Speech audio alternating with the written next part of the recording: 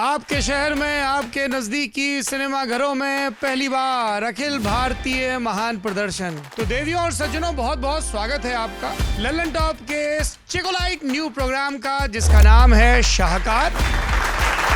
अरे वाह, लोग दिख कम रहे हैं, तालियां ज्यादा बज रही हैं, ये क्या कमाल है। ये सब हम लोगों ने शेखर सुमन और कपिल शर्मा वाले शो से सीखा है।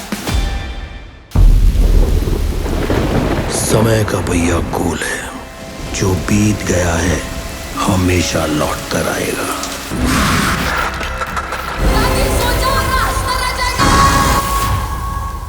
जो तब नहीं हुआ वो अब होगा।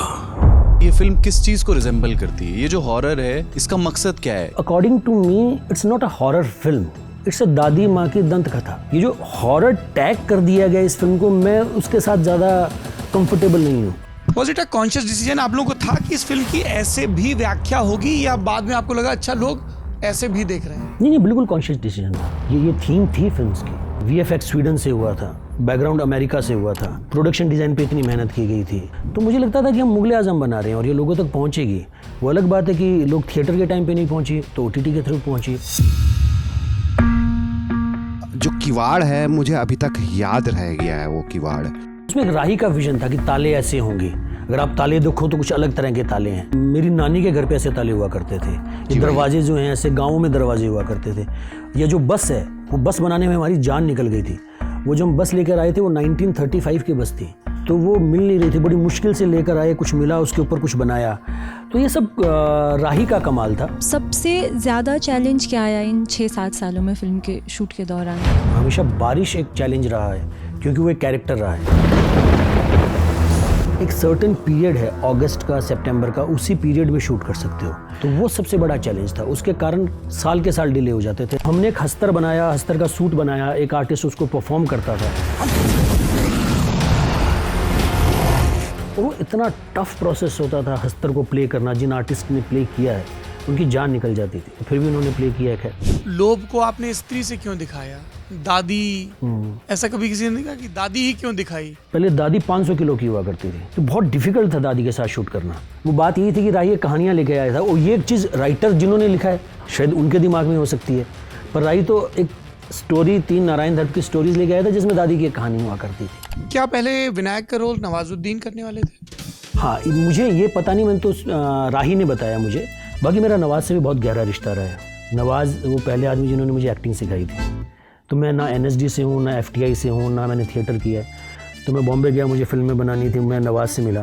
तब नवाजुद्दीन सिद्दीकी द ग्रेट नहीं हुआ करते थे, तो मेरे अजीज़ दोस्त बन गए।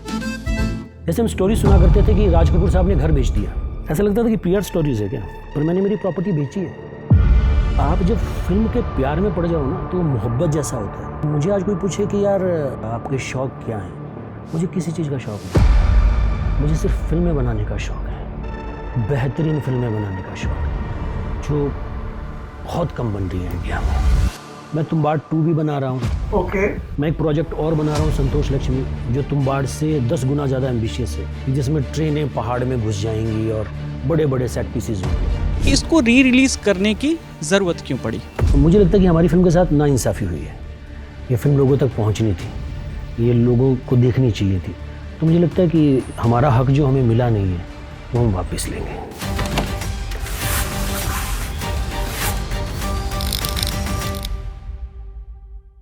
आपके शहर में, आपके नजदीकी सिनेमा घरों में पहली बार अखिल भारतीय महान प्रदर्शन। हमने सोचा था कि लल्लन टॉप का ये जो नया प्रोग्राम है, ये ऐसे शुरू करेंगे।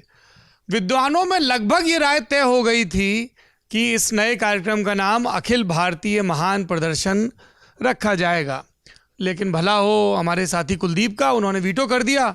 डेमोक्रेसी खेल रहे थे न्यूज़ रूम में, तो उन्होंने कहा कि इसकी जगह नाम शाहकार रखिए। और जो हमारे पहले मेहमान हैं, उन्होंने फटाक से इस प्रपोजल को सेकंड भी कर दिया। तो देवियों और सज्जनों, बहुत बहुत स्वागत है आपका, मतलब भरपूर किस्म का स्वागत है। तालियों के लिए थोड़ा इंतजार करिए। अरे रुक जाओ भैया, ब्लूपर नहीं बन रहा है। लल्लन टॉप के इस चिकोलाइट न्यू प्रोग्राम का, जिसका नाम है शाहकार। नाम से आप समझ गए होंगे, नहीं समझे तो हम समझा देते हैं जो हमारी श्रेणी के लोग हैं उन्हें।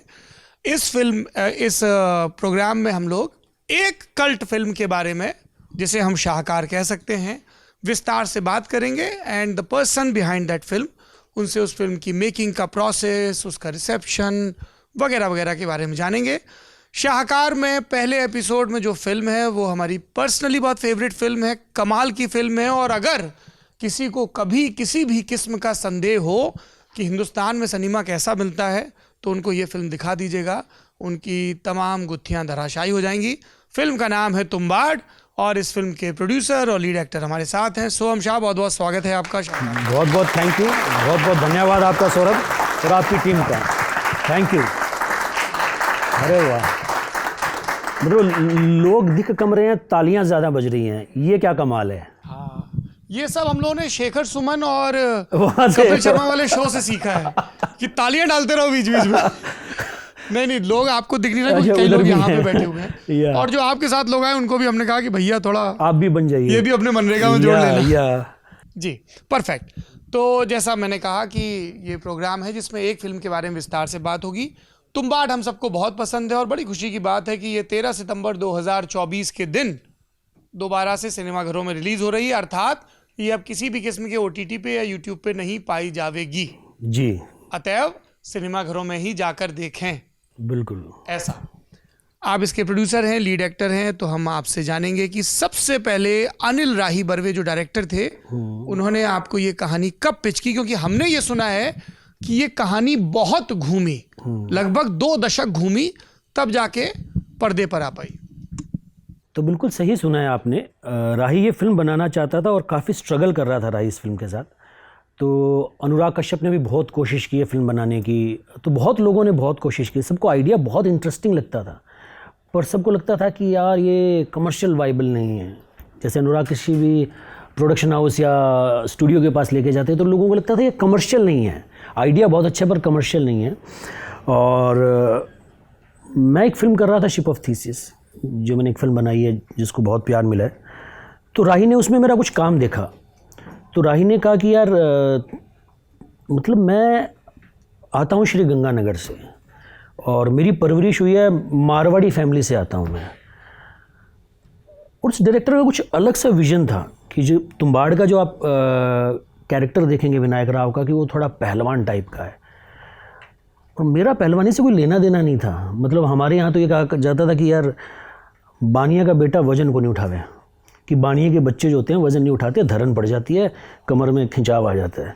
तो मैं वहाँ माइंडसेट से आता था। पर राही ने कुछ देखा कि यार कि आप बहुत फिट होंगे विनायक के रोल में, यू हैव दिस ऑरा, और ये तो आप करोगे क्या? तो मैंने कहा बिल्कुल करेंगे, क्यों नहीं करेंगे। मुझे कहानी मतलब नए एक्टर को तो हर तरह के रोल की तलाश होती है कि आप जो भी बताएंगे करेंगे। पर जब मैंने कहानी सुनी तो मुझे बहुत अच्छा लगा। पर स्ट्रगल तो वही था कि कोई फिल्म बनाने को तैयार नहीं, अभी मेरे साथ कोई फिल्म क्यों बनाएगा, मुझ पे कोई पैसे क्यों लगाएगा। तो फिर बाद में मुझे लगा कि यार मैं ही प्रोड्यूस करता हूँ इस फिल्म को, ये कहानी इतनी अतरंगी है। और मुझे तब ये समझ में नहीं आता था कि यार ये कहानी को कोई बनाना क्यों नहीं चाहता। It's a very simple story, कि जैसे दादी सुनाती है कि बेटा एक राजा होता था, राजा एक गुफा में जाता था, गुफा में एक राक्षस होता था, उससे खजाना लेके आता था, और गेम ये था कि अगर राक्षस ने आपको काट लिया तो आप भी राक्षस बन जाओगे। राजा बहुत सारा खजाना ले आया और राजा का लालच बढ़ता गया। तो it's a very simple story about grid. और मतलब इतनी इंडियन कहानी है, ये बनती क्यों नहीं है। और मुझे लगता है वो शायद जो ज़माना था वो ज़माना भी बहुत अलग था। उस समय बहुत ही item song, Bandra boy hero, गोरे चिट्टे हीरो, 6 पैक वाले हीरो, इंग्लिश अगर आपको आती नहीं है तो आप हीरो बन सको ऐसी पॉसिबिलिटी नहीं है फिल्म इंडस्ट्री में। अगर आपको इंग्लिश नहीं आती तो आप साइड कैरेक्टर कर सकते हो। तो ज़माना ही कुछ अलग था मुझे लगता है। तो और मैं आता हूँ बिज़नेस बैकग्राउंड से, तो एक मैडनेस है, एक रिस्क लेने की मुझे लगता है ताकत है। तो मुझे लगा ये बनानी चाहिए यार, बहुत मज़ा आएगा। तो यहाँ से ऐसे शुरुआत हुई इस फिल्म की। मुझे जैसा कि अभी सौरभ ने कहा कि कहानी 2 दशकों तक घूमती गई, मुझे इसमें जो बदलाव आए उस दौरान उनके बारे में आपसे जानना था कि हस्तर की डिज़ाइन पे हम बात कर रहे थे। हस्तर के आइडिया और डिज़ाइन में क्या क्या बदलाव आए, और फिर VFX पे भी आएंगे। बहुत बदलाव आए। जब कहानी शुरू हुई तो हम सब इमेच्योर लोगों की एक टीम थी जिनके एम्बिशंस बहुत बड़े थे और जिनको लगता था कि हम बहुत स्मार्ट हैं। कि हम कुछ प्रोस्थेटिक में ऐसा क्रैक कर लेंगे कि हमें VFX की ज़रूरत नहीं पड़ेगी। और तब VFX मुझे लगता और महंगा होता था और बहुत कम जगह VFX होता था, VFX की इतनी आम बातें नहीं थी। तो हमने वो प्रोस्थेटिक में करना चाहा, हस्तर जो था हम चाहते थे कि प्रोस्थेटिक में करें। तो हमने एक हस्तर बनाया, हस्तर का सूट बनाया, एक आर्टिस्ट उसको परफॉर्म करता था और वो बहुत टफ प्रोसेस होता था क्योंकि वो आर्टिस्ट के लिए उसको पूरा सेट वो सूट पहनाओ, पैर, हाथ, और बहुत ही सफोकेशन होती थी, पर करते थे हम। तो हमने वो पूरा एक हस्तर के साथ शूट किया। हस्तर काले रंग का होता था, उसकी ज्वेलरी होती थी, सब होता था, पर वो हस्तर वर्क नहीं किया। वो हस्तर का प्रोस्थेटिक फट रहा था, तो वो दिख रहा था स्क्रीन पर कि यार ये फट रहा है। तो ये हुआ कि यार ये हस्तर चेंज करना पड़ेगा। तो ये फिल्म जैसा सौरभ ने भी कहा कि क्या नाम रखें, कि ये रखें वो रखें, शाहकारी रख देते हैं। तो ये फिल्म की ऐसी है कि ये फिल्म आगे आगे थी, हम पीछे पीछे थे। एक सेट फार्मूला नहीं था कि यार 28 अप्रैल को फिल्म चालू होगी और अगस्त को ख़त्म होगी और अगली अप्रैल में रिलीज़ होगी, ऐसा कोई था नहीं कि फिल्म जो कह रही है वही करते हैं। तो जब ये हस्तर फेल हुआ तो फिर कुछ और आइडियाज़ चेंज हुए। ये आइडिया आया कि यार देवी की कोख हो, तो देवी की कोख हो तो हस्तर लाल रंग का होना चाहिए, तो फिर हस्तर लाल रंग का हो गया। तो वो सब चला। तो फिर जब हस्तर लाल रंग का हो गया, देवी की कोख हो गई, तो फिर ये कहानी आगे बढ़ी। पर प्रोस्थेटिक फिर भी वर्क नहीं किया, प्रोस्थेटिक में फिर प्रोस्थेटिक फटे, और वो इतना टफ प्रोसेस होता था हस्तर को प्ले करना। जिन आर्टिस्ट ने प्ले किया है उनकी जान निकल जाती थी, तो फिर भी उन्होंने प्ले किया है। खैर, तो फिर लास्ट में हस्तर हमें VFX करना ही पड़ा। तो ये एक पूरी हस्तर की आँख है। वैसे ही दादी जो है, पहले दादी 500 किलो की हुआ करती थी, तो बहुत डिफ़िकल्ट था दादी के साथ शूट करना, क्योंकि जिन लोगों ने बनाया था प्रोस्थेटिक, और तो कोई कर ही नहीं पा रहा था, वो बेचारे खुद ही करके दिखा रहे थे कि हमने कहा इसको करेगा कौन, तो खुद करके दिखा रहे थे, पर वो वर्क नहीं कर रहा था। तो फिर दादी की डिज़ाइन चेंज हुई, दादी पतली की गई, और जो समद है जिसने मेरा बेटा प्ले किया है उसी ने दादी प्ले किया। हाँ, he is the same actor. और फिर ये आइडिया आया कि दादी पेड़ बन गई, कि दादी का एक हार्ट है, दादी का एक लीवर है। तो ऐसे बहुत सारे चेंजेस टाइम से आए। मुझे लगता है फिल्म जहाँ पहुँची है उसमें हमने जो समय लगाया है उसकी भी बहुत इम्पॉर्टेंस है, कि धीरे धीरे धीरे धीरे चीज़ें पकती गई, कि एंड जो है फिल्म के अलग अलग हुआ करते थे। एक टाइम पे सिर्फ इतना एंड हुआ करता था कि हस्तर आ जाता है और रस्सी काट देता है, वहीं फिल्म ख़त्म हो जाती है। तो फिर मुझे लगा ये एंड वर्क नहीं कर रहा है। फिर कुछ और एंड होता था कि विनायक जो है दादी बन गए और पांडुरंग उसको खींच के ले जा रहे हैं, और भारत सरकार की गाड़ियाँ आ रही हैं क्योंकि इंडिपेंडेंस मिली है अभी जस्ट, और जो तुम्बाड़ है उस पर भारत सरकार का कब्जा हो जाएगा। पर मेरे लिए वो भी एंड वर्क नहीं करता था। तो फिर मैंने कहा कि नहीं यार, मुझे ऐसा लगता था कि थोड़ा सा इमोशनल होना चाहिए एंड। फिर ये एंड आया जो हमने लास्ट फिल्म में शूट किया। तो काफ़ी बदलाव आए टाइम टू टाइम। क्या पहले विनायक का रोल नवाजुद्दीन करने वाले थे? हाँ, मुझे ये पता नहीं, मैंने तो राही ने बताया मुझे कि उन्होंने नवाज़ के साथ ट्राई किया था, बनाना चाहते थे, कुछ उनका शूट भी हुआ था, पर वो बात बनी नहीं, कहीं ना कहीं वो बात पहुंची नहीं कि फिल्म एक दिन शूट होके रह गई या प्रिपरेशन में रह गई। ये काफ़ी पुरानी बात है, मुझे लगता है शायद ये 2007-8 की बात है। बाकी मेरा नवाज़ से भी बहुत गहरा रिश्ता रहा है। नवाज़ वो पहले आदमी जिन्होंने मुझे एक्टिंग सिखाई थी। तो मैं ना NSD से हूँ, ना FTI से हूँ, ना मैंने थिएटर किया है। तो मैं बॉम्बे गया, मुझे फिल्में बनानी थी, मैं नवाज़ से मिला। तब नवाजुद्दीन सिद्दीकी द ग्रेट नहीं हुआ करते थे, तो मेरे अजीज़ दोस्त बन गए। तो वो मुझे मेरे साथ जहाँ से मैं हूँ श्री गंगानगर, वो वहाँ भी गए, हमने 1 महीना साथ में बिताया। तो जो मेरे एक्टिंग के स्टार्टिंग लेसन्स हैं वो नवाज़ से ही आए हुए हैं। आपकी फिल्म में हमें लाइट का इस्तेमाल जो है, मतलब जो सूरज की रोशनी है, जो सूरज की रोशनी है उसका इस्तेमाल बहुत कम दिखता है। एक हमें एंड में दिखता है और एक हमें बीच में दिखता है जब आपका कैरेक्टर आपकी दूसरी वाइफ के साथ इंटीमेट हो रहा है ऊपर वाले फ्लोर पे, जहाँ पर क्रिवाइसिस के थ्रू लाइट आती है। राइट। तो ये सिनेमैटोग्राफी का कॉन्शियस डिसीजन था या ये बस मतलब नेचुरल था तो होने दिया? नहीं, बिल्कुल कॉन्शियस डिसीजन था। ये फिल्म में लाइटिंग का एक मूड है कि जहाँ तक मैं समझता हूँ कि फिल्म अगर आप थिएटर में देख के निकलोगे तो बाहर आकर आपको लगेगा कि बारिश नहीं हो रही क्या। तो ये ट्रांसपोर्ट करती है आपको कि एक फिल्म का मूड है, कि ये फिल्म की एक जो एज ए ह्यूमन बीइंग हमारी बहुत सारी साइड्स होती हैं। एक मुझे लगता है कि ब्राइटर साइड होती है, कुछ अंदर और भी अलग तरह की साइड होती है। तो ये मूड है फिल्म का, तो बिल्कुल कॉन्शियस डिसीजन था ये। तो ये नैरेटिव में मतलब कैसे पार्ट दे रहा था, उसके बारे में अगर आप कुछ बता सके तो। आप बात कर रही हैं, आप क्वेश्चन कर रही हैं, यही नैरेटिव में पार्ट था उसका कि लोगों तक पहुंच रहा है। तुम्बाद का जो हॉरर है ना, वो जैसे कॉन्ज्यूरिंग देखते हैं जी। तो अचानक आप देख रहे हैं दरवाजा खुलता है और अचानक कुछ होता है और आपकी चीख निकल जाती है। जी जी तुम्बाद का हॉरर ऐसा नहीं है, वो थोड़ा धीरे धीरे अपनी जगह बनाता है आपके भीतर और वो रहता है। तो ये हॉरर को मतलब हम अब इस फिल्म को थोड़ा इंसानी संवेदनाओं और फिलॉसफी के स्तर तक लेकर के जाएं कि ये फिल्म किस चीज़ को रिजेंबल करती है। ये जो हॉरर है इसका मकसद क्या है, ये इंसान के ग्रीड का हॉरर है क्या, मतलब ये जब आप फिल्म डिज़ाइन करते हैं या लिखते हैं तो ये कॉन्शियस डिसीजन होता है कि यार मुझे अचानक से बहुत डराना नहीं है, मुझे थोड़ा सा लंबे समय का हॉरर पे बात करनी है। तो इसके हॉरर पे बहुत जब आप ब्रेनस्टॉर्म कर रहे थे तो डिस्कशन हुआ था कि ये हॉरर फिल्म ना बन जाए ट्रेडिशनली जैसी होती थी कि चीख निकल गई अचानक और फिर अगले पल में आदमी फिर से कॉन्शियस होकर देख रहा है। नहीं, ये तो एक बात है ही कि ये कॉन्शियस डिसीजन होता था कि ये नहीं करना है, पर according to me it's not a horror film, it's a दादी माँ की दंत कथा। ये जो हॉरर टैग कर दिया गया इस फिल्म को, मैं उसके साथ ज़्यादा कंफर्टेबल नहीं हूँ। According to me it's not a conjuring, और वैसा कुछ है नहीं। ये हमारी जो दंत कथाएं वो ऐसी होती थी यार कि एक राक्षस होता था, वो वैसा है। तो हॉरर से मैं रिलेट नहीं कर पाता हूँ। हॉरर इसका एक पार्ट है फर्स्ट ऑफ ऑल, बट ये डेफिनेटली कॉन्शियस डिसीजन होता था कि हमको ऐसा नहीं करना है, जो कि आप कॉन्जरिंग की बात कर रहे हैं या और की बात कर रहे हैं। और मुझे तो बहुत डर लगता है। मैंने खुद आज तक 2 फिल्में देखी हैं हॉरर, एक राज और एक भूत में तो मैं आधे में वापस लौट आया था। तो मुझे बहुत डर लगता है हॉरर फिल्म से, मैं उसकी ऑडियंस हूँ नहीं। तो हम कभी भी ऐसा नहीं था कि हमारे दिमाग में ऐसा था कि हम कुछ हॉरर बना रहे हैं या इस पर बहुत डिस्कशन करें कि हमें ऐसा कुछ बनाना है। हमारे दिमाग में हम बहुत ही इंडियन देसी दादी माँ की कहानी बना रहे थे। सो हम ऐसा जब इस फिल्म को हमने दोबारा देखा, ये कैपिटलिज्म की एक बड़ी दुरुस्त आलोचना सी लगती है जी। जब हम महात्मा गांधी को या दूसरे विचारकों को पढ़ते हैं कि धरती आपकी ज़रूरतें पूरी कर सकती है, बिल्कुल, आपका लालच नहीं।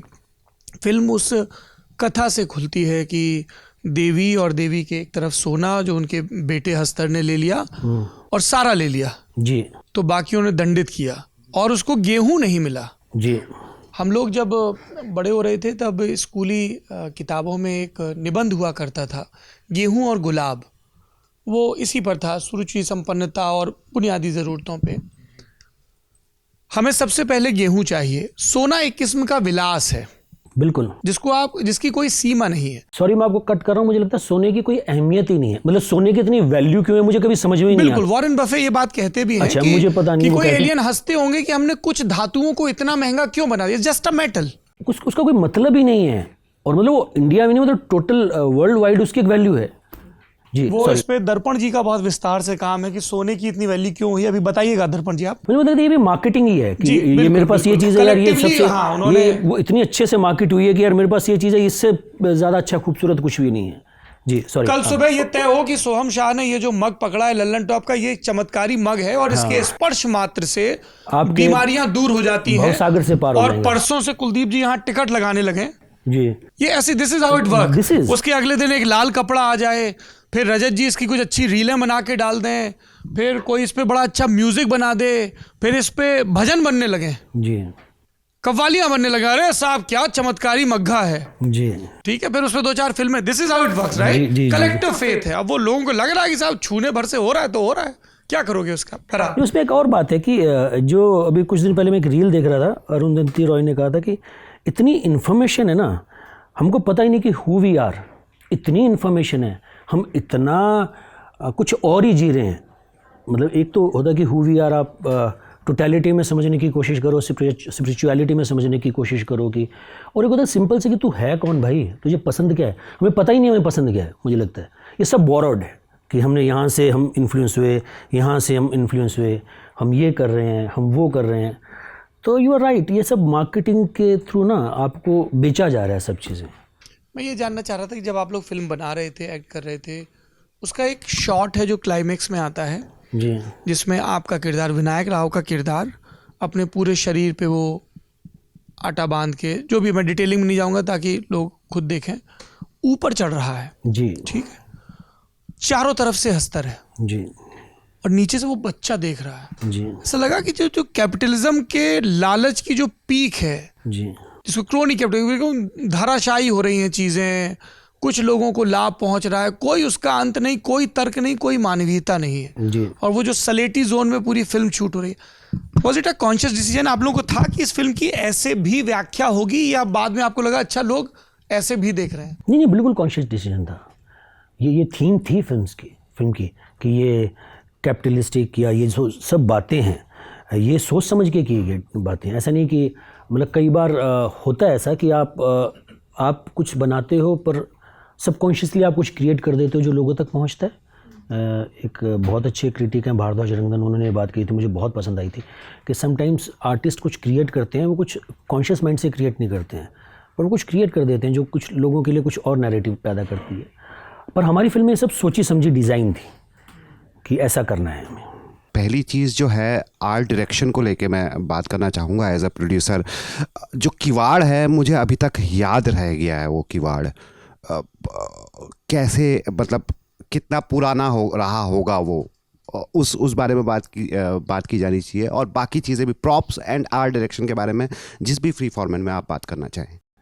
तो ये जो आपने बात की बिल्कुल सही है, और प्रोडक्शन डिज़ाइन बहुत बड़ा पार्ट है तुम्बाड़ का, और राही ने उस पर बहुत काम किया था। ये सब जो डिज़ाइनिंग आप देख रहे हो उसमें प्रोडक्शन डिज़ाइनर, आर्ट डायरेक्टर, इन्होंने सब ने तो काम किया ही था, पर उसमें एक राही का विजन था कि ताले ऐसे होंगे। अगर आप ताले देखो तो कुछ अलग तरह के ताले हैं। मेरी नानी के घर पे ऐसे ताले हुआ करते थे। ये दरवाजे जो हैं ऐसे गाँवों में दरवाजे हुआ करते थे। ये जो बस है, वो बस बनाने में हमारी जान निकल गई थी। वो जो हम बस लेकर आए थे वो 1935 की बस थी, तो वो मिल नहीं रही थी, बड़ी मुश्किल से लेकर आए, कुछ मिला, उसके ऊपर कुछ बनाया। तो ये सब राही का कमाल था, और इसमें बहुत मेहनत लगी और बहुत ही प्रिसीजन के साथ हमने करने की इसको कोशिश की। जी शुक्रिया। ब्रेकिंग बैड के बारे में कहा जाता है कि जब वो पहली सीरीज़ चल रही थी तो हड़ताल हो गई थी स्क्रिप्ट राइटर्स की। उसके चक्कर में वो लंबा खिंच गया, और लंबा खिंचने के चलते उसमें जो एलिमेंट्स जुड़े और वो और ज़्यादा हल्का, जिस सिमर आँच में चलने की बात जैसे कही, जो स्लैपस्टिक हॉरर और चलते हुए हॉरर की बात जो कही कुलदीप जी ने, वो आया। तो आपको भी लगता है कि लंबा खिंचने से, जो आपने हल्का सा दिया था लेकिन मैं चाहूँगा कि उसे और छुएं और कुछ उदाहरण से बताना चाहें अगर आप, लंबा खिंचने से इस प्रोसेस को क्या पॉजिटिव इफेक्ट आए, और कुछ ऐसा भी संशय वगैरह भी रहा होगा, वो क्या था? नहीं, डेफिनेटली बहुत ही पॉजिटिव। मैंने तो कहा था कि तुम्बाड़ बनी क्योंकि वो 6 साल में बनी।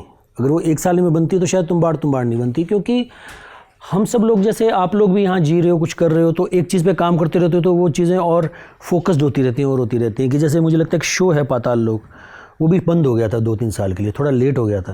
तो उसमें जो आइडियाज़ हैं, व्हाट्सएप, ये वो, मुझे लगता है वो इसीलिए, ये मेरा समझना है कि वो इसीलिए इतना गूढ़ हो पाया क्योंकि टाइम मिला, राइटर्स को टाइम मिला। ये जो चीज़ है कि 1 साल में फिल्म बना दो, या टाइमलाइन में फिल्म बना दो, या 6 महीने में फिल्म बना दो, एज ए प्रोड्यूसर मैं इसमें मानता ही नहीं हूँ। मैंने एक फिल्म शूट की है जो 2022 में शूट की है, मुझे 1.5 साल हो गया, मैं उसकी एडिट में ही हूँ अभी तक, अब जाके कहीं एडिट फाइनल हुई है। तो मुझे लगता है कि जब भी आप कोई चीज़ कर रहे हो तो उसको आपको थोड़ा सा खुला छोड़ देना चाहिए कि उसकी खुद की जर्नी क्या है, वो क्या टाइम ले रही है, वो टाइम देना चाहिए। तो मैं डेफिनेटली मानता हूँ कि तुम्बाड़ को जो टाइम मिला उसके कारण ही खूबसूरत हुई वो फिल्म। मेरा सेकंड लास्ट सवाल, एक डेनिर क्रूगर, मैं शायद नाम सही बोल रहा हूँ नहीं, उस इफेक्ट को लेके है कि जो आदमी जितना ज़्यादा जानता है उतना कम कॉन्फिडेंट होता है, और जो जितना कम जानता है वो ज़्यादा कॉन्फिडेंट है। साइंटिफिकली भी प्रूफ किया गया है, डेटा वाइज भी प्रूफ किया गया है। आपकी मूवी में जब, जैसे कुछ मूवीज़ होती हैं यार, प्रोड्यूसर डायरेक्टर को बनाते वक्त ये पता नहीं लगा होगा कि ये इतनी, मतलब किसी मूवी का नाम नहीं लेना चाहूँगा, कि ये बेकार, इतनी बेकार है, दर्शकों को पसंद नहीं आएगी। वैसे ही आपकी मूवी में आप कैसे, क्योंकि कमाल की मूवी थी, आप कैसे कॉन्फिडेंट रहे मूवी बनाने के दौरान, वो मैं बार बार जानना चाहता हूँ। उस वक्त साइकोलॉजी में क्या चल रहा था, कितना संशय था कि ये चलेगी नहीं चलेगी, दर्शकों को पसंद आएगी नहीं आएगी, पैसे भी लगे होते हैं, there is a money involve in it. तो उन सब चीज़ों को लेकर क्या संशय था, कैसा संशय था, और उससे कैसे उभरे, या आप उभरना नहीं चाह रहे थे लेकिन हम करके देखेंगे? तो वो साइकोलॉजी क्या चल रही थी आप लोगों के मन में? मुझे कोई संशय नहीं था कभी भी। जब मैंने ये प्रोजेक्ट उठाया था तो मुझे पता था कि ये फिल्म अपनी ऑडियंस, अपना प्यार ढूंढ लेगी। जब लोग स्क्रीनिंग हुई तो लोगों ने मुझे पूछा कि या फिल्म चली, तो लोग आज भी पूछते हैं कि क्या आपने सोचा था कि ये फिल्म इतनी चल जाएगी? भाई मैंने बिल्कुल सोचा था, तभी मैं 7 साल एक फिल्म के साथ रह पाया। मैं सिर्फ प्रोड्यूसर नहीं हूँ, मैं एक्टर हूँ। मैं लार्जली मुझे एक्टिंग करना पसंद है, तो एक्टर के लिए साल बहुत कीमती होते हैं। तो मुझे कभी भी नहीं लगा था कि ये फिल्म लोगों तक पहुंच नहीं पाएगी या लोगों से इसको प्यार नहीं मिलेगा। मुझे वो डाउट कभी भी नहीं था। मैं हमेशा इस पे रहा था कि हम जो बना रहे हैं बहुत ही ज़बरदस्त बना रहे हैं और ऐसा हिंदुस्तान में कुछ बन नहीं रहा है। हमेशा मुझे ऐसा लगता था कि हम मुग़ल आज़म बना रहे हैं, क्योंकि हमारा VFX स्वीडन से हुआ था, बैकग्राउंड अमेरिका से हुआ था, प्रोडक्शन डिज़ाइन पे इतनी मेहनत की गई थी। तो हर चीज़ एकदम, सिनेमेटोग्राफी की बात ले लो, कुछ भी ले लो आप, इतने तरीके से की गई थी। तो मुझे लगता था कि हम मुग़ल आज़म बना रहे हैं और ये लोगों तक पहुंचेगी। वो अलग बात है कि लोग थिएटर के टाइम पे नहीं पहुंची तो OTT के थ्रू पहुंची, या शायद अब पहुंच जाएगी और लोगों तक, सिनेमा में भी, पर वो पहुंची। मुझे लगता है कि आप अच्छी चीज़ बनाओ तो पहुंचती ही है। मेरा अंतिम सवाल जो है वो सौरभ के सवाल का एक्सटेंशन है। उन्होंने बिल्कुल सही कहा था कि मतलब कार्ल मार्क्स ने भी ये पैसिवली कहा है, शब्दशः ना कहा हो, कि कैपिटलिज्म जो है वो अंततः खुद को खा जाएगा। और वो मेटाफरिकली, मतलब ये खा जाएगा, खा जाना चाहिए, इस तरीके से था, शब्द में याद नहीं है। तो वो जो मेटाफर या तो दर्शकों ने उसको ऐसे परसीव किया या आपने बनाया, उसको मतलब फ्री फॉर्मेट में आप उस बारे में क्या कथन कहना चाहेंगे, इसकी फ़िलॉसफी के बारे में, और इसको मूवी के साथ कैसे जोड़ के देखते हैं? शुक्रिया। मैं बस ये कहना चाहूँगा कि कहीं ना कहीं वो इस मायने में भी सत्य है। जैसे आप जो बात कर रहे हो बहुत ही लेमैन के हिसाब से बात कर रहे हो, जो आपके क्वेश्चंस हैं बहुत ही लेमैन के हिसाब से क्वेश्चन है। तो मैं एक बिजनेसमैन हूँ, बिजनेसमैन कैपिटलिस्ट होते हैं। तो मैंने भी एक बिज़नेस किया, मेरे फादर 3,000 रुपये कमाते थे, क्योंकि पूरी एक अपब्रिंगिंग है। मेरे फादर 3,000 रुपये कमाते थे, तो मैं 15 साल का था तब से काम कर रहा हूँ। पैसा बहुत इंपॉर्टेंट होता था कि हमारे घर में बाइक कब आएगी, हमारे घर में कार कब आएगी।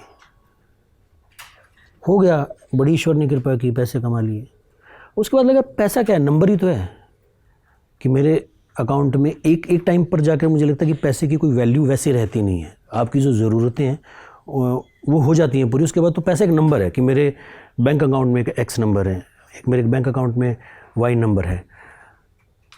तो उसको मुझे लगता है कि पुश करने की ज़रूरत ही नहीं है, उस ग्रीड की ज़रूरत ही नहीं है। वो अगर आप वेल्थ कहीं बांट दो और लोगों के काम आ जाए तो ज़्यादा बेटर है, मैं उसमें मानता हूँ।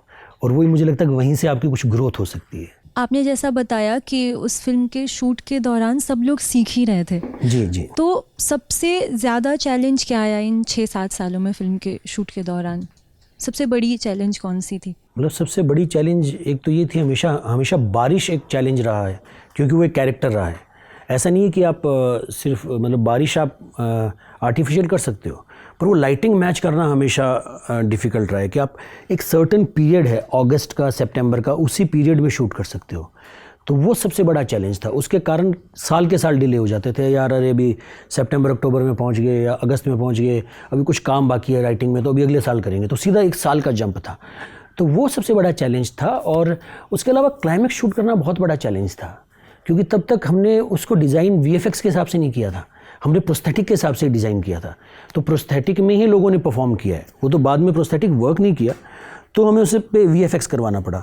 तो जो क्लाइमैक्स का शूट था कि वो कैसे पुल ऑफ करेंगे, वो बहुत टफ टास्क था हमारे लिए। तो सवाल से पहले एक कन्फेशन और एक कमिटमेंट। कन्फेशन ये कि 2018 में फिल्म आई, लेकिन मैंने अभी तक नहीं देखी, OTT पर भी आ गई। और कमिटमेंट ये कि 13 सितंबर को आ रही है, देखूंगा, नहीं तो फिर मुझे लोग कहेंगे, ऐसा लगेगा कि मुख्य धारा में शामिल नहीं हूँ, क्योंकि चर्चे फिल्म के होते रहेंगे और मुझे पता नहीं होगी फिल्म। वैसे जो शास्त्रों में नरक की आग का वर्णन है जी सर, वो आप ही के जैसे पापियों के लिए है जिन्होंने तुम्बाड़ नहीं देखी है। पर आप वहाँ पे घबराइएगा मत, क्योंकि जब आप पहुँचेंगे वहाँ तो आपको एक परिचित चेहरा दिखेगा। आपके आगे कतार में सिद्धांत मोहन खड़े होंगे, इन्होंने भी नहीं देखी है। 13 सितंबर तक हम लोग जीवित हम देख के जाएंगे तो वहाँ माइनस हो जाए। तो सर फिल्म आई, जब उस समय आई थी तो पिक्चर को, जैसा मैंने खबरों में पढ़ा, मीडिया रिपोर्ट्स में, कि उतना बेहतर रिस्पांस मिला नहीं। लेकिन जब लॉकडाउन हुआ, लोगों ने घर में बैठ के जब OTT पे उस फिल्म को देखा तो सबने कहा यार ये तो पिक्चर हॉल में देखने वाली फिल्म थी। जी। और ये तो इस सवाल इसमें ये है कि OTT से और लॉकडाउन से आपको कितना बेनिफिट हुआ जब फिल्म आई और फिल्म की पब्लिसिटी में। दूसरा ये कि इसको री रिलीज करने की ज़रूरत क्यों पड़ी। मुझे लगता है कि लॉकडाउन से हमारी फिल्म को तो फ़ायदा हुआ ही, बाकी हम जैसे लोगों को भी फ़ायदा हुआ कि पॉडकास्ट के फॉर्मेट आ गए। नहीं तो लोग पहले बात करते थे कि ऐसे इंटरव्यू होते थे कि आपके बटुए में क्या है, आप रात को पार्टी कहाँ करते हैं, आप कौन सा ब्रांड का जूता पहनते हैं। तो भी लोग बात करना चाहते हैं कि आपकी जर्नी क्या है, आप कहाँ से आते हैं। तो वो मुझे लगता है कि बहुत बड़ा फ़ायदा हुआ। और हालांकि जहाँ तक हमारी फिल्म है तो लोगों ने बहुत एक्सप्लोर किया फिल्म को, लोगों तक पहुँची फिल्म लॉकडाउन में, और उसके कारण ना वो आवाज़ हमेशा बढ़ती गई। और मेरे लिए तो ये था कि जैसे आपने कहा कि बहुत अच्छे से रिसीव नहीं हुआ, फेल हुई फिल्म, बिल्कुल ऐसा था। मेरा दिल टूट गया था। मैं बहुत हमेशा, जैसे इन्होंने पूछा, हमेशा मुझे बहुत कॉन्फिडेंस रहता था कि ये फिल्म पहुंचेगी। फिल्म के रिलीज़ होने के 2 दिन बाद मैंने मेरे भाई को कॉल किया। वो हमेशा उसको डाउट रहता था कि यार कैसे पहुंचेगी फिल्म, तेरी फिल्म देखने कौन आएगा। उन्होंने कहा मैं फ़ेल हो गया। मुझे कभी भी मेरी जर्नी में ऐसा नहीं लगा कि मैं फ़ेल हो गया। उस दिन मुझे 2 दिन के बाद मुझे ऐसा लगा कि यार ये फिल्म ने परफॉर्म किया नहीं, मैं फ़ेल हो गया। पर धीरे धीरे आग पकड़ ली फिल्म ने। और जहाँ तक री रिलीज़ की बात है, मुझे लगता है कि हमारी फिल्म के साथ नाइंसाफ़ी हुई है। ये फिल्म लोगों तक पहुँचनी थी, ये लोगों को देखनी चाहिए थी। तो मुझे लगता है कि हमारा हक जो हमें मिला नहीं है वो हम वापस लेंगे। क्या बात है, छीन के लेंगे। I love this spirit. नहीं, this is the spirit sir. आप मतलब देखें, ये मतलब ब्रैग नहीं कर रहा हूँ मैं, हिंदुस्तान की जो 8-10 फिल्में होंगी उसमें शुमार होगी तुम्बाड़, बिल्कुल होंगी। और बहुत ही यूनिक फिल्म है। इतनी शिद्दत से किसने फिल्म बनाई हो, मुझे तो मतलब मुगले आजम का ही एक याद आता है। जैसे हम स्टोरी सुना करते थे कि राज कपूर साहब ने घर बेच दिया, ऐसा लगता था कि पीआर स्टोरीज है क्या, पर मैंने मेरी प्रॉपर्टी बेची है। मुझे मतलब आप जब फिल्म के प्यार में पड़ जाओ ना, तो वो मोहब्बत जैसा होता है कि मुझे आज कोई पूछे कि यार ट्रैवल करोगे क्या, आपके शौक़ क्या हैं, मुझे किसी चीज़ का शौक़ नहीं है।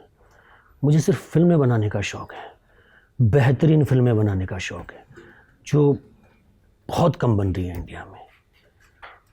तो मुझे लगता है कि यार जब हमने इतनी शिद्दत से बनाई है तो उसका इतना प्यार भी मिलना चाहिए, उसको उसका हक मिलना चाहिए।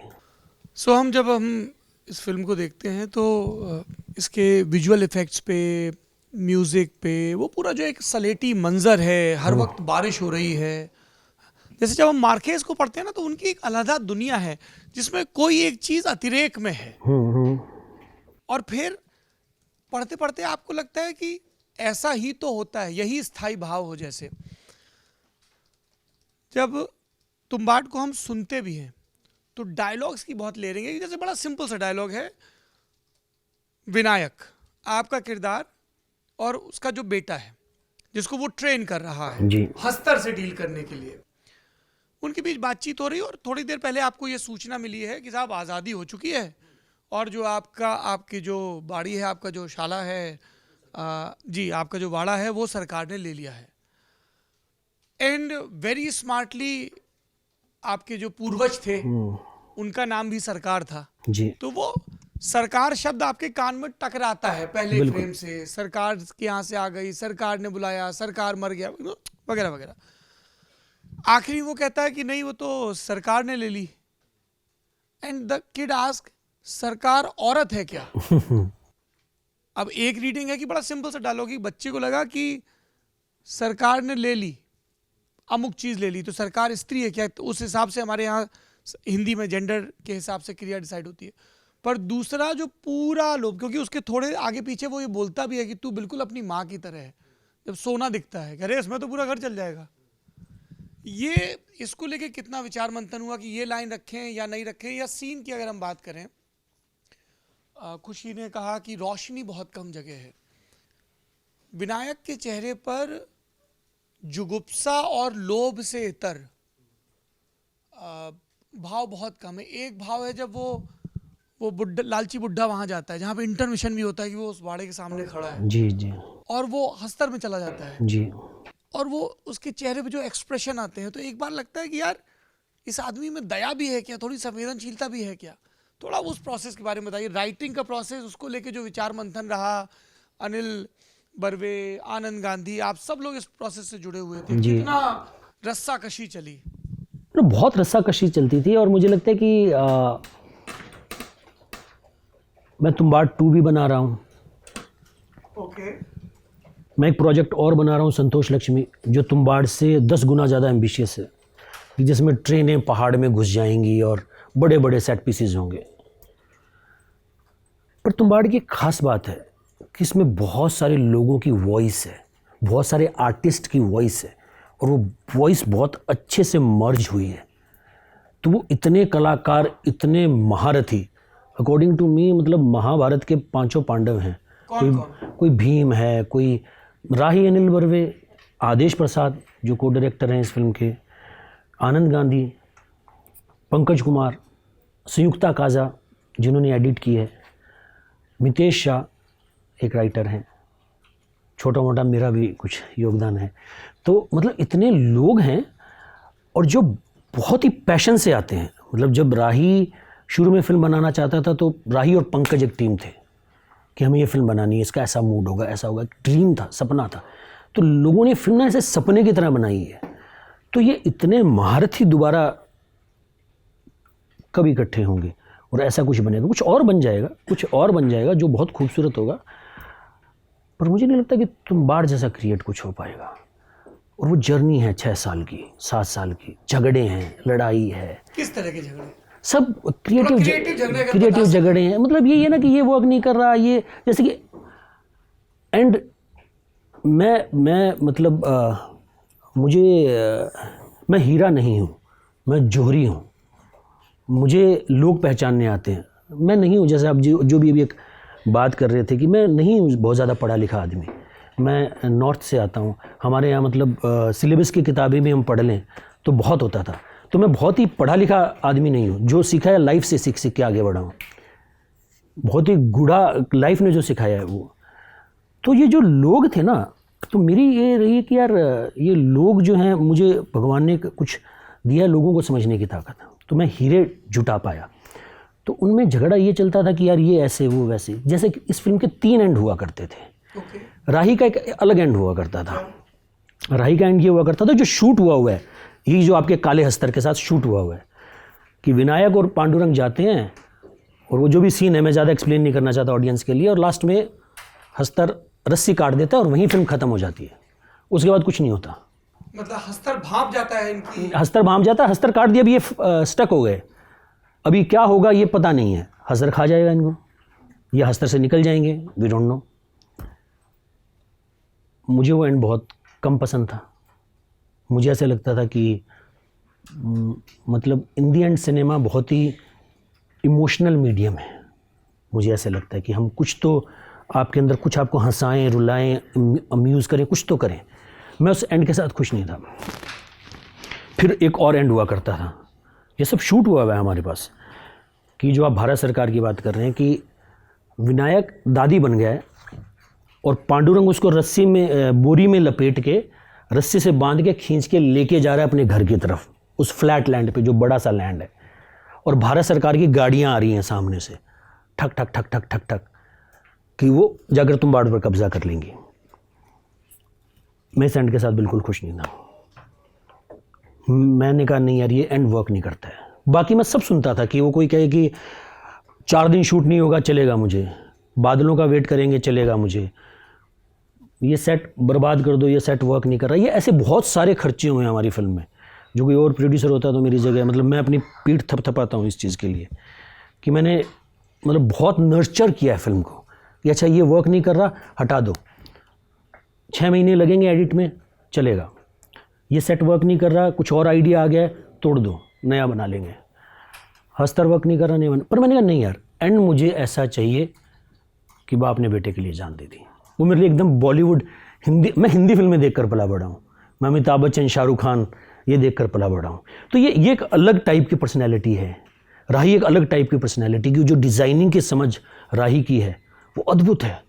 वो जो सुंदरता क्रिएट करता है कि जैसे आर्ट जो है, आदेश म्यूज़िक का सेंस, बैकग्राउंड, तो ये बहुत ही अलग अलग तरह के लोगों ने मिलकर क्रिएट किया है, जो मुझे नहीं लगता कि क्रिएट होना पॉसिबल ही नहीं है।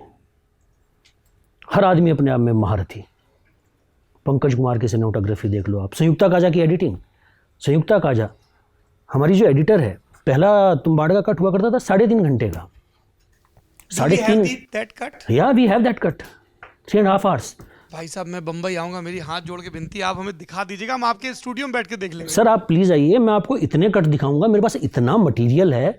वो मुझे टीबी का पता नहीं कितनी टीबी की फाइल्स हैं, कोई मांगता है ना, हम किसी को मटेरियल देते हैं कि आप काट के इस पर प्रोमोज बनाइए, तो देने में एक डेढ़ दिन लग जाता है, वो ट्रांसफ़र होने में बहुत फाइल्स हैं हमारे पास, मेकिंग की इतनी फाइल है। पर एक 3.5 घंटे का कट, 3.5 घंटे का कट है। Release it?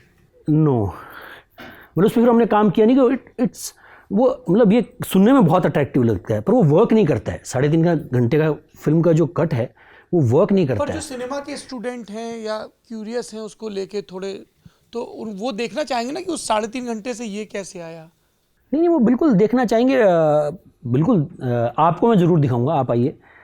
पर ये एक अलग विषय है कि सिनेमा के स्टूडेंट राइटिंग क्या होती है, क्या देखना चाहिए, क्या होना चाहिए, ये भी एक अलग एक चैप्टर है कि जो आज हमारी इंडस्ट्री मान लो स्ट्रगल कर रही है राइटिंग को लेकर, ये अपने आप में एक अलग चैप्टर है। आप कहेंगे तो कभी उस दिन पे बात करेंगे। जो अभी कह रहे हो ना 3.5 घंटे का कट देखना चाहिए और उससे समझना चाहिए, पर वो है, आप देखें तो संयुक्ता काजा, मतलब इस फिल्म की आप ये समझिए ना कि 2012 में फिल्म शुरू की थी हमने, प्लान ये था कि 2013 में अप्रैल में ख़त्म हो जाएगी फिल्म, रिलीज़ हो जाएगी। फिल्म रीशूट हुई। मुझे अच्छे से याद है कि, और मैं बहुत डेस्परेट था, मेरे अंदर पेशेंस था ही नहीं। मैं आया हुआ था कि यार मुझे बन रही है क्या, करनी है क्या, मेरा कमिटमेंट नहीं था बॉम्बे फिल्म इंडस्ट्री को, क्योंकि मेरा ब्रेड एंड बटर वहाँ से नहीं आता। मैं कंफ्यूज था, मुझे लगता है कि मैं छोड़ के चला जाऊँ क्या, मैं क्यों स्ट्रगल कर रहा हूँ, मेरा वहाँ सब कुछ तो है, मेरा ट्रैवल, मेरा ब्रेड एंड बटर, मेरा गाड़ी, सब कुछ वहाँ से आता है। पर अंदर से एक आग थी, तो वो प्रेशर था। मैरिड था, बच्चे थे, फिट इन होने की बहुत समस्या, बॉम्बे जैसा शहर, इंग्लिश से डर लगता। आपको लगता है कि आप लोग कैफ़े गए हो, मज़ा आता है, मुझे डर लगता था कि जाके एक कप कॉफ़ी, एक कप आपकी कैसे प्रोनाउंस करोगे कि I need a cup of coffee, जब सीसीडी बरिस्ता हुआ करता तो एक अलग स्टोरी, मुझ पर इतना प्रेशर।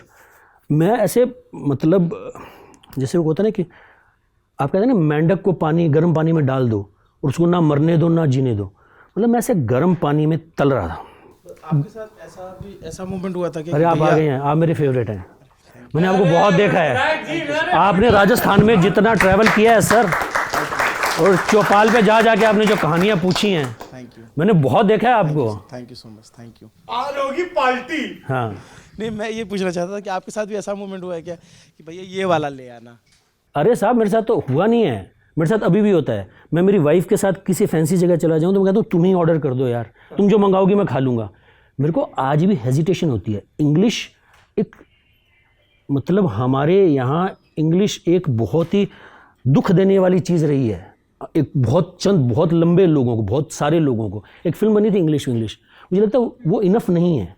इंग्लिश एक ऐसा चैप्टर है जिससे फिल्म बननी चाहिए कि इतनी गुलामी है हमारी मानसिकता में, इतना क्लास सिस्टम है कि आप इंग्लिश समझते हो तो आप बहुत समझदार हो, जबकि आपको ना टैलेंट है ना अकल है, और आपको बहुत टैलेंट है, बहुत अकल है। जैसे ये भाई साहब हैं, मैं इनकी बातें सुनकर हैरान रह गया, मतलब क्या गुड़े हुए आदमी हैं ये।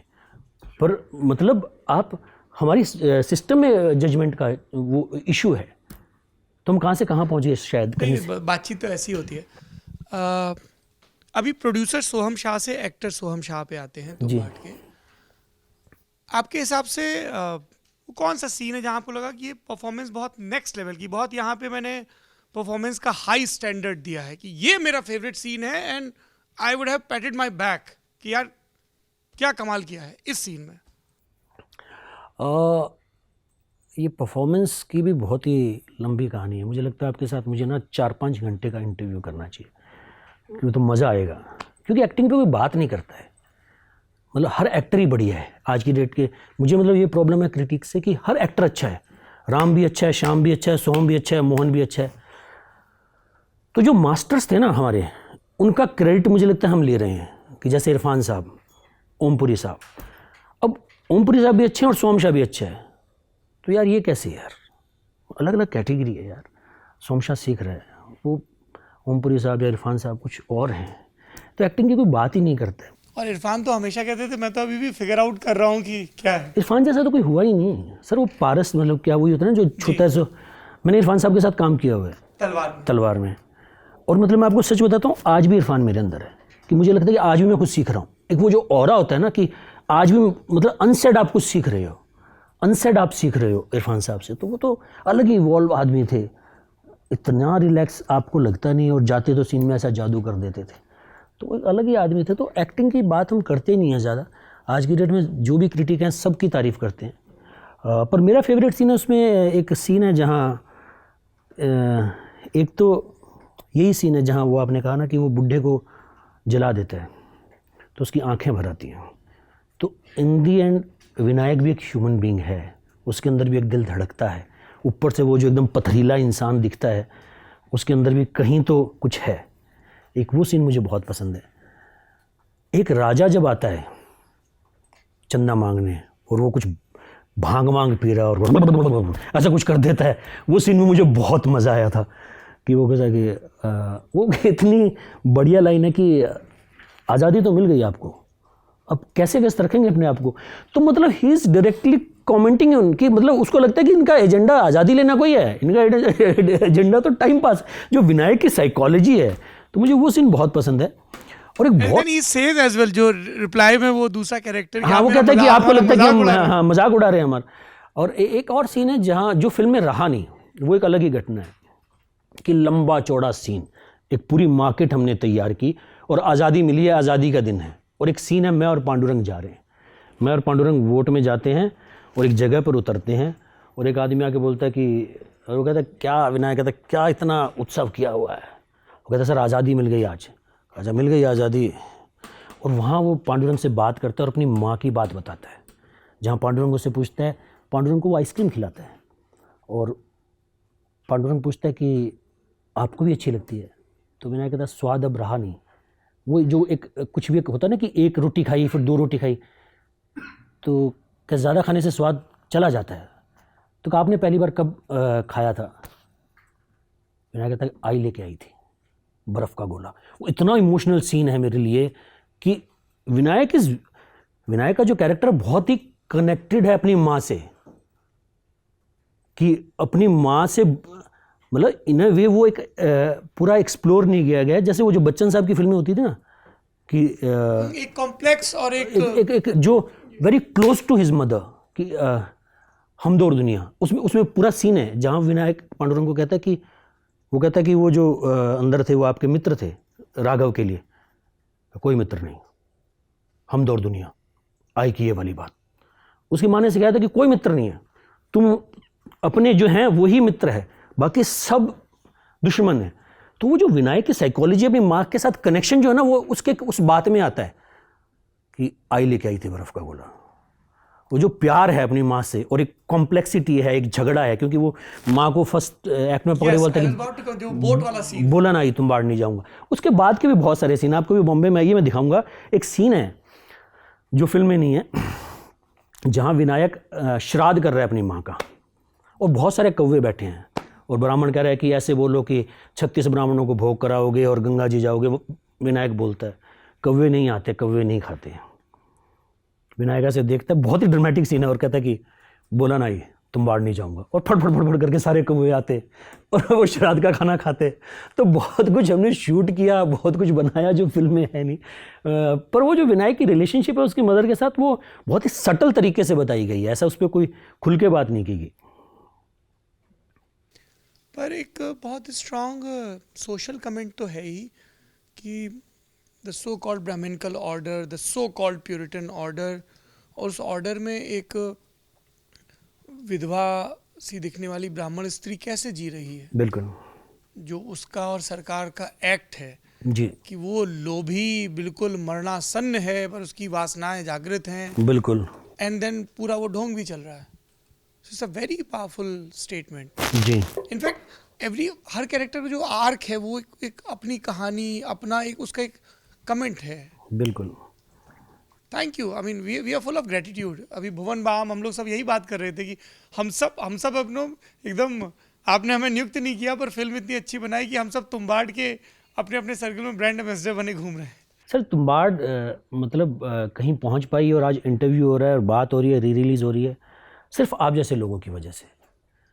हमें मतलब बेचना आता नहीं है, शायद मार्केट करना आता नहीं है, ये तो आप लोग हो, उसकी वजह से लोग फिल्मों तक पहुंची है कि जो आर्ट नहीं सर बनाई की तो है, पर अगर कदरदान नहीं होंगे तो क्या होगा बताइए। तो आप लोग कदरदान रहे, मैं आपके लिए ताली बजाता हूँ sir. Oh, thank you so much. Thank you. So before I give mic to them, one last question from my side. जी बातें तो मुझे बहुत करनी है पर Please. 60 मिनट का एपिसोड है। अनिल को ये कहानी कहाँ से आई? इसको लेके बहुत कहानियां चलती हैं कि जंगल में दोस्त, थोड़ा आपने जो कहानी अनिल से सुनी हो वो बता दीजिए हमें। सर मुझे एक बात बताइए, अब कारू का जब खजाना मिल जाए, मुझे क्या इंटरेस्ट हो कि कहाँ से आया, पर फिर भी मैं आपको बता देता हूँ कि नारायण धरप करके एक राइटर होते थे, उन्होंने बहुत चीज़ें लिखी हैं और मैंने बाद में उनकी लाइब्रेरी के राइट्स भी ले लिए पूरी, तो उसमें 250 शॉर्ट फिल्म्स हैं, कुछ नॉवेल्स हैं। तो उनकी 2-3 स्टोरीज़ हुआ करती थी बहुत ही बेसिक। तो एक राघव की कहानी होती थी जो ओल्ड मैन है, एक दादी की कहानी होती थी, ऐसे 3-4 कहानियाँ होती थी। तो राही ने उनको कंबाइंड करके ये एक फ़िल्म लिखी और राही ने बहुत स्ट्रगल किया इस फिल्म के साथ और बहुत मेहनत की इस फिल्म पर, तो फाइनली अभी उसको उसका ड्यू मिल रहा है। तो ये इसकी बैक स्टोरी है। फिल्म में बहुत सारे अलग अलग सीन है, उसकी अलग अलग परिभाषा है। हंसी बहुत कम आती है आपको जी, लेकिन एक सीन ऐसा है जहाँ आपको आएगी, जब बच्चा अपने बाप से कहता है, आप उसको लेके जाते हो जहाँ पे मुजरा चल रहा होता है, तो फिर उससे आप कहते हो कि तेरी भी शादी जल्दी करा दूंगा। तो तब तक क्या करूंगा? इतना छोटा सा बच्चा है और वो कह रहा है तब तक क्या करूंगा और तब तक इतना 2 शब्द यूज करता है, इतना ही बोलता है जी। ये सीन मतलब आपने उसको जब बना रहे थे फिल्म, तो क्या कि पिता को पुत्र को पिता के हर नक्शे कदम पे जाना है कि वो सिक्का दे करके बुला ले रहा है, मतलब क्या सोच थी इसके? वो होता ही है ना, ताकि आप अपने बाप जैसा बनना नहीं चाहते पर इन द एंड बन ही जाते हो, ये इस टाइप की कोई फिलॉसफी है मुझे लगता है। तो वही है। और पांडुरंग का एक कैरेक्टर है, आप ये समझिए ना कि वो इतना सोच पाया कि पूरा पंचा ले आओ, तो he is very intelligent person, तो ये सब उसकी पर्सनैलिटी के पार्ट हैं, इसलिए वो सीन है। एक वर्जन अपडेटेड है। हाँ, एक वर्जन अपडेटेड है। वो विनायक का बाप है, विनायक का बेटा नहीं है, वो विनायक से भी 4 कदम आगे है। तो जो हमारी तुम्बाड़ 2 है वो पांडुरंग की स्टोरी है। अच्छा, एक चीज़ और मेरा सवाल कि आने वाले दिनों में ये OTT प्लेटफॉर्म पे है, क्योंकि हम लोग खोजते हैं कि तुम्बाड़ कहाँ है। मतलब मैंने जो तुम्बाड़ घरों में रिलीज हो रही है 13 तारीख को, वहीं जाके देखो। हाँ, वो तो देखेंगे, फिर मान लीजिए भविष्य के लिए वहीं आएगी।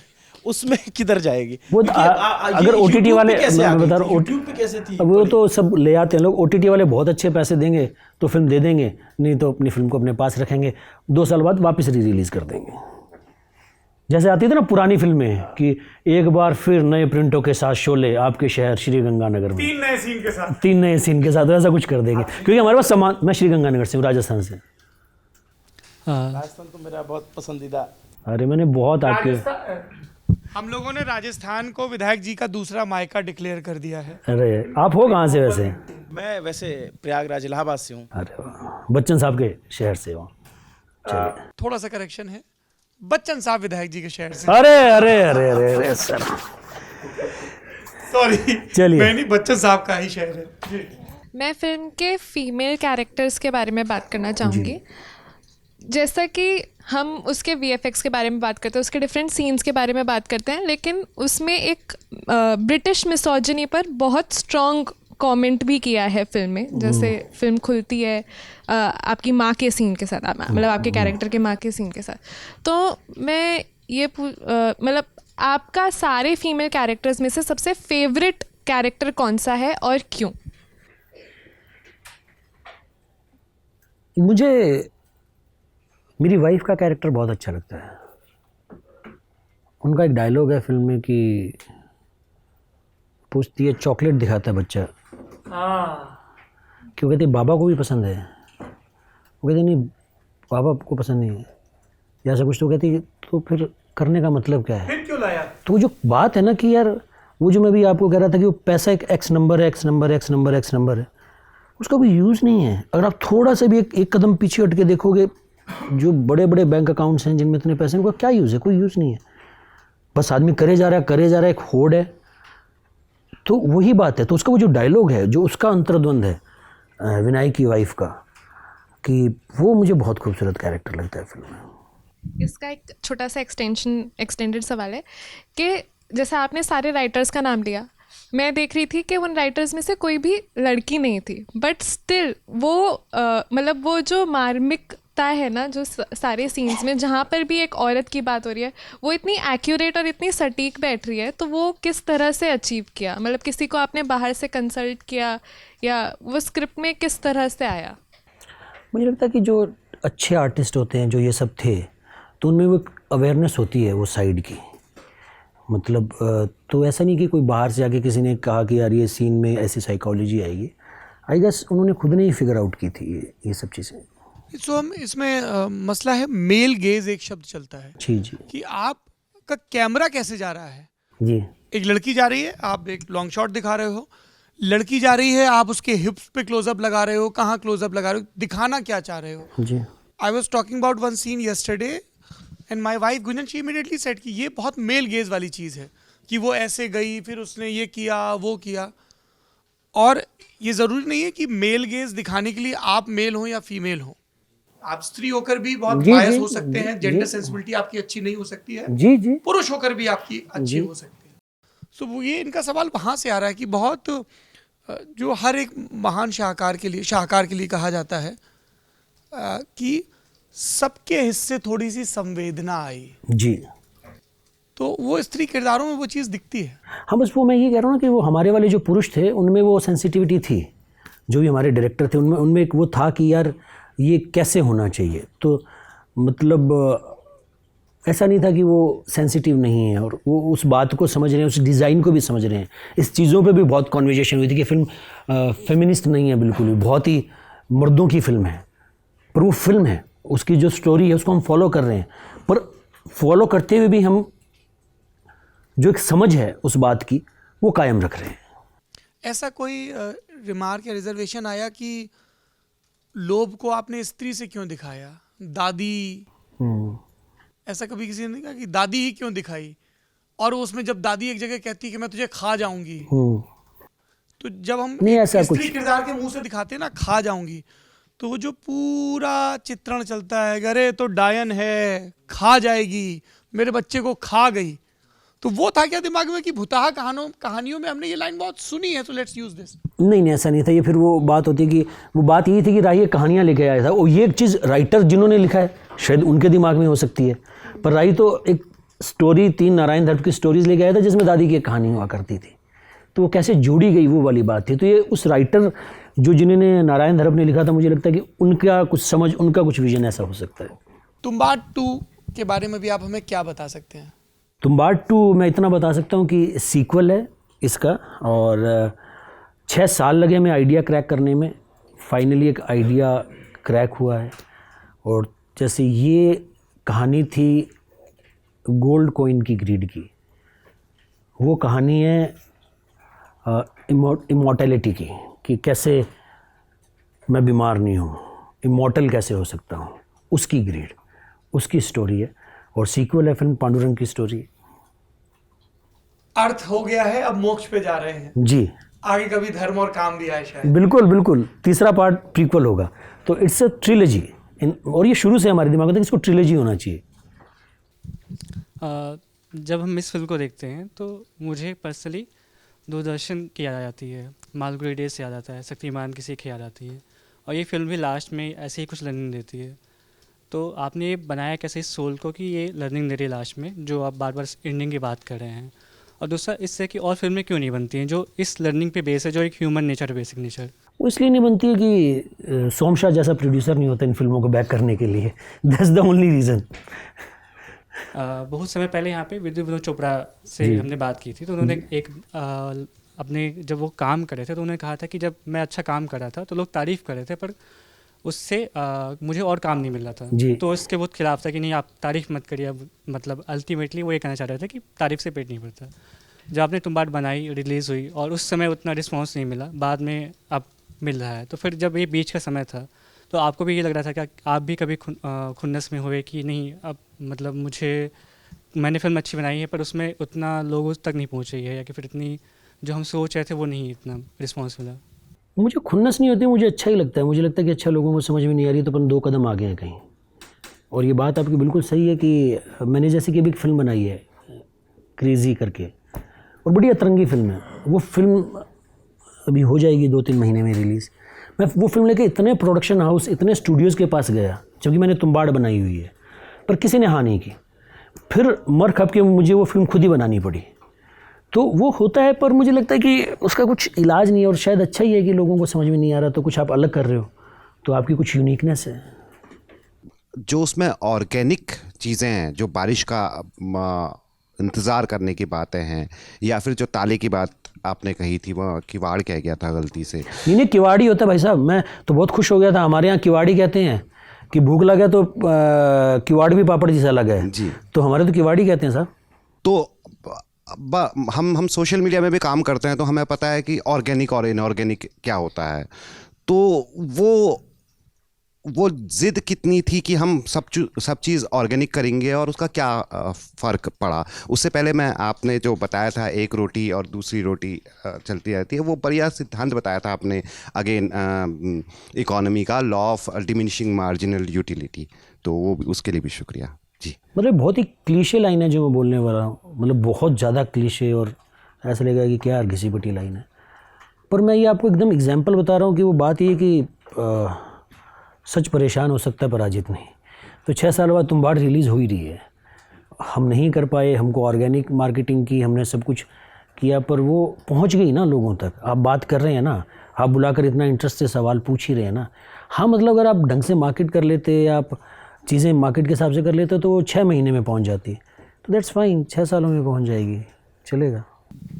एक फिल्म आई थी अभी ब्रह्मयुगम, जब उसका टीजर आया तो लोगों ने कहा कि ये बहुत तुम्बाड़ वाइब दे रही है। जी। और उसके बाद मेकर्स ने भी कहा था कि वो फिल्म बहुत अलग है और ऐसा कुछ है जो आपने पर्दे पे अभी नहीं देखा हुआ। जी। आपने उसका टीजर देखा, फिल्म देखी, आपको कैसा लगा? नहीं, मैंने कुछ नहीं देखा। मैंने सुना है ब्रह्मयुगम के बारे में, ना मैंने टीजर देखा ना मैंने ट्रेलर देखा। पर वो तो जब एक जॉनरा कुछ बनता है, मुझे लगता है कि तुम्बाड़ पायनियर रहा है उस जॉनरा को सेट करने में इंडिया में, फोकलोर प्लस सुपरनैचुरल। तो फिर वो रेफरेंस वही होता है ना कि यार ये वैसी है, ये वैसी है। तो मुझे लगता है उतनी ही बात है। दैट्स द ब्यूटी ऑफ शाहकार कि वो एक बेंचमार्क बन जाता है। और देवी और सज्जनों, ये इतनी कमाल की फिल्म है कि इसके किसी भी एक पहलू के ज़रिए आप एक किवाड़ खोलने की कोशिश कर सकते हैं। किवाड़ मतलब दरवाज़ा, और किवाड़, जी हमारे यहाँ भी किवाड़ ही बोलते हैं बुंदेलखंड में। और सिर्फ किवाड़ की बात करें तो उस बाड़े का जो किवाड़ है, जी जी, जिसमें आपका किरदार जाके फिर उसका ताला काट रहा है ना, वो सीन है एक बड़ा कमाल का। ताला आपने देखा, मतलब क्या है वो ताला? वो ऐसा घूमता है, उसको ऐसा खोलना पड़ता है। विनायक जिस घर में रहता है उसके दरवाजे को जब वो पहली बार खोलने की कोशिश करता है, वो लोग दोनों बारिश में भीगते हुए आ रहे हैं, बड़ा और छोटा भाई, पत्थर रखता है, इतना मोटा ताला है जी। दादी जहां पे है वो दरवाजा, उसमें नीचे का सुराख, और जब वो फाइनली जाता है दादी से मिलने, तो हम सिर्फ किवाड़ पर ही बात कर सकते हैं। फाइनली जब वो अपना घर बनाता है, वो किवाड़, एक किवाड़ खुलता है, अंग्रेज जा रहा है, उसके किवाड़ ही बंद होता है कि दरवाजा ही तो बंद हो रहा है लास्ट में। हाँ, और सबसे आखिरी में वो एक किवाड़ से ही बाहर जा रहा है, रोशनी दिख रही है। जी जी। So thank you for making this film. शाहकार का ये पहला एपिसोड, जिसमें हम बात कर रहे थे सोहम शाह के लीड एक्ट वाली और सोहम शाह की प्रोड्यूस की हुई फिल्म तुम्बाड़ के बारे में। और कमाल की बात यह है कि यह फिल्म नए सिरे से 13 सितंबर 2024 को आपके नज़दीकी सिनेमाघरों में अखिल भारतीय महान प्रदर्शन, एक्शन, रोमांस और मारधाड़ से भरपूर रिलीज़ हो रही है। शाहकार में आप और कौन सी फिल्मों को देखना चाहेंगे, उन फिल्मों के डायरेक्टर्स से, एक्टर्स से, राइटर्स से बात करना चाहेंगे, कमेंट बॉक्स में ज़रूर बताइए। ये आखिरी सवाल होना था, लेकिन आखिरी सवाल वो पूछेंगे जो कैमरे के पीछे हैं, हमारे साथी रजत सैन। जी रजत, मेरे तो जो सवाल थे वो ऑलरेडी पूछे जा चुके हैं। मैं प्रोडक्शन डिज़ाइन के बारे में पूछना चाहता था। जी जी। और ये बातें भी आती थी कि 6-7 बार बनाने की कोशिश की गई, तब जाके निकली, उसका भी जवाब आपने दिया। और एक बात जो आपने कही वही मेरा कॉम्प्लीमेंट है, मतलब सवाल नहीं है, मेरा कॉम्प्लीमेंट है कि जब आप वो देखते हो तो मतलब मुझे वो मूवी देखकर हल्की हल्की सी ठंड लगने लग गई थी। बस मुझे लगा कि कंफर्टर होता है यहाँ पर तो अच्छा होता, और बाहर निकलो तो धूप वूप निकली हुई तो ठीक है, वरना भी माथा थोड़ा ठंड का रहेगा, है ना। तो वही आपके लिए कॉम्प्लीमेंट है, और उम्मीद की जाएगी कि इस बार भी अच्छा परफॉर्म करे, और जो पिछली बार बंद कमरों में लोगों ने तारीफें करी है वो खुलकर अच्छे से लोग सामने आए। और थैंक यू वेरी मच। मैं बस ऑडियंस को ये कहना चाह रहा हूँ कि अगर आप ये देखने जाएँ फिल्म, तो ये फिल्म हंसाएगी नहीं आपको, आप उस एक्सपेक्टेशंस के साथ मत जाना। ये अद्भुत रस वाली फिल्म है, हास्य रस वाली फिल्म नहीं है। तो अगर आप अद्भुत रस देखना चाहें तो प्लीज़ ज़रूर जाइएगा।